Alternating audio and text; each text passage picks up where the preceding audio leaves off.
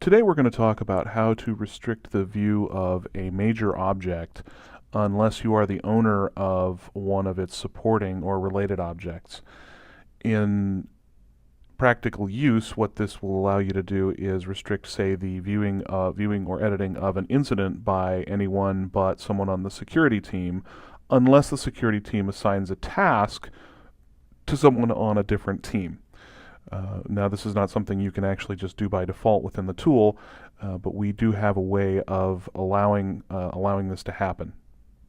So the first thing you need to do is, in a blueprint within the orange pill, you go to your major object, and in this case I've used the incident object, and you need to create a maximum searchable field. In this case I've called it Task Assignees. Now what I'm going to do is I'm going to fill this field with the owners of all tasks that are associated with that incident.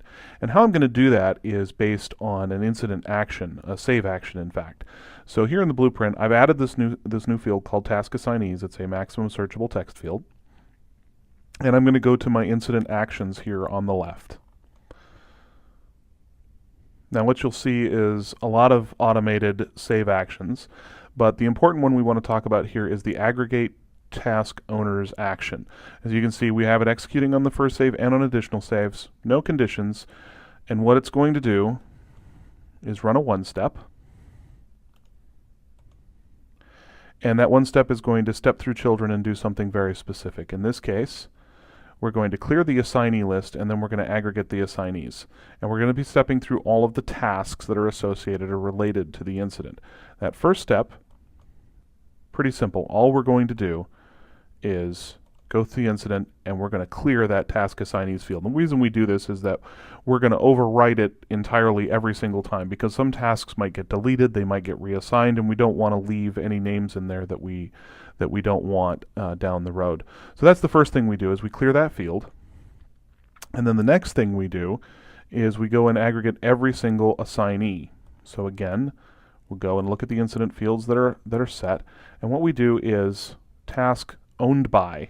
So we take the owned by field from the task and we append it over and over and over again. So what you're seeing here is it's stepping through the children, and it's doing this over and over and over and over again. Now, what happens at the end of that is you end up with a field that is full of names of people that own the tasks. Now, how do we use that in order to give those people visibility into the incident?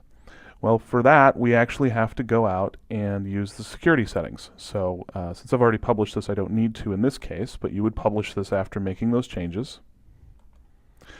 And then you're going to go to your security settings, and you're going to edit security groups. Now, I'm going to show you a non-secure team. In this case, actually, Corp Security in this particular implementation is non-secure, and we're going to go to business objects. The first thing we want to do is we want to find the business object that we're acting on, and it's incident in this case. Now, you may have seen this before as you were going through security, limiting records based on criteria. You can build search criteria to see who can or cannot see, edit, add various records within the system.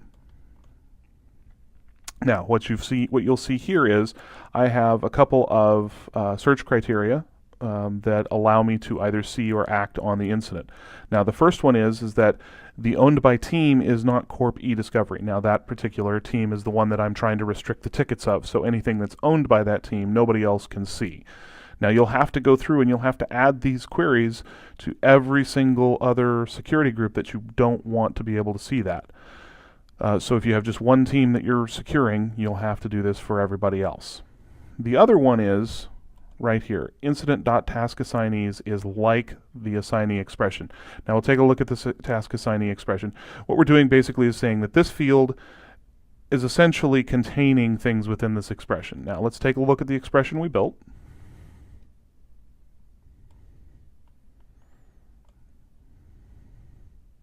There it is. We're going to edit that. What is that? Current user display name. And what I've done is I've put % signs on either side. And if you're not familiar with these are considered any character wildcards in SQL. So what I'm essentially stating is that this expression here is contained within the task assignees field. And since I've concatenated all of those task assignees, all those owners of tasks into that field, if I am an owner of a task and I'm logged in, then I can see an incident that's actually owned by the Corp eDiscovery team. Once you've done that, you can save the security groups, and again, you'll have to go through each security group where you want to build the restriction and do that. But that is how you would restrict the view of a major object unless you are the owner of a sub-object or child object.